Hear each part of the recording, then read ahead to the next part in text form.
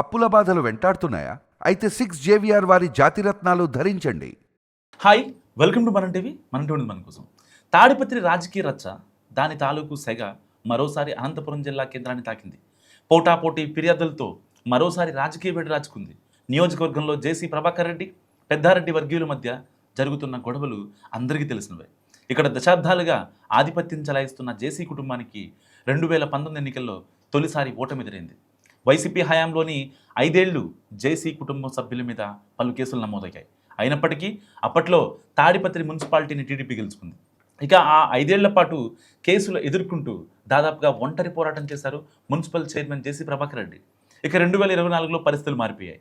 తిరిగి జేసీ చేతుల్లోకి అధికారం వచ్చింది. ఆయన కుమారుడు అస్మిత్ రెడ్డి ఎమ్మెల్యే కూడా అయ్యారు. సో కూటమి అధికారంలోకి వచ్చిన తర్వాత దాదాపు 1.5 సంవత్సరం పాటు మాజీ ఎమ్మెల్యే పెద్దారెడ్డిని తాడిపత్రిలోకి అడుగు పెట్టనివ్వలేదు ప్రభాకర్ రెడ్డి. సో కోర్టు ఆదేశాలతో పెద్దారెడ్డి ఎంటర్ అయినా ఇబ్బందులు మాత్రం తప్పలేదు. జిల్లా వైసీపీ నేతలంతా ఒక్కటై జేసీకి ఎదురు నిలబడ్డ తాడిపత్రిలో పెద్దారెడ్డి ఆధ్వర్యంలో జరిగే కార్యక్రమాలను అడ్డుకుంటామని, ఆ విషయంలో రాజీ లేదంటున్నారు ప్రభాకర్ రెడ్డి అనుచరులు. పైగా పెద్దారెడ్డి, ఆయన కుమారుడు హర్షవర్ధన్ రెడ్డితో సహా మొత్తం 24 మంది లోకల్ వైసీపీ నాయకులు, కార్యకర్తలు మా టార్గెట్ అంటూ భారీ స్టేట్మెంట్ ఇస్తున్నారు జేసీ ప్రభాకర్ రెడ్డి. సో ఆ 24 మంది తప్ప వేరే ఎవరైనా సరే ఊళ్ళో స్వేచ్ఛగా తిరగవచ్చు, ఎలాంటి ఎన్నికల్లో అయినా పోటీ చేయవచ్చని చెప్తున్నారు. కానీ హరిహరాదులు దిగి వచ్చిన ఈ 24 మంది విషయంలో మాత్రం నో కాంప్రమైజ్, వాళ్ళు పోటీ చేస్తే ఒప్పుకునే ప్రసక్తి లేదని తేల్చి చెప్తున్నారు మున్సిపల్ చైర్మన్. సో జేసీ అసలు ఎందుకు ఈ 24 మందిని టార్గెట్ చేశారంటే కథ చాలా పెద్ద అంటున్నారు స్థానికులు. గత వైసీపీ ప్రభుత్వ హయాంలో తెలుగుదేశం పార్టీ కార్యకర్తలపై దాడులు చేసి వేధించడమే కాక తన ఇంటిపై దాడికి పాల్పడిన వారికి ఆయన మార్క్ చేశారట. సో ఆ 24 మంది వాళ్ళేనని చెబుతున్నారు. సో మాజీ ఎమ్మెల్యే కేతిరెడ్డి పెద్దారెడ్డి, ఆయన కుమారులు హర్షవర్ధన్ రెడ్డి, సాయి ప్రతాప్ రెడ్డిలతో పాటు శాంతి భద్రతలకు విఘాతం కలిగించిన 24 మంది ముఖ్య కార్యకర్తలపై నాన్ బెయిలబుల్ కేసులు నమోదు చేసి వెంటనే అరెస్ట్ చేయాలని ప్రభాకర్ రెడ్డి డిమాండ్ చేస్తున్నారు. ఈ విషయమై గతంలో తాడిపత్రి పట్టణ పోలీస్ స్టేషన్ ఎదుట తన అనుచరులతో కలిసి మంచం వేసుకొని పడుకొని మరీ వినూత్నంగా నిరసన తెలిపారు జేసీ.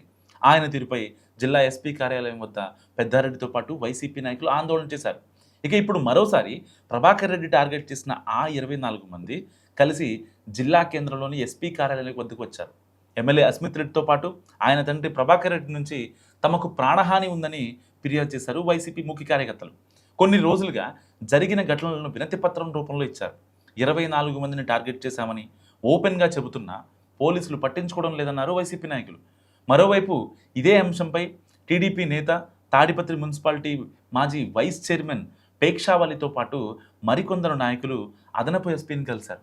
వైసీపీ హయాంలో ఆడ మగ తేడా లేకుండా దాడి చేశారని, కేసులు పెట్టారని వివరించారు.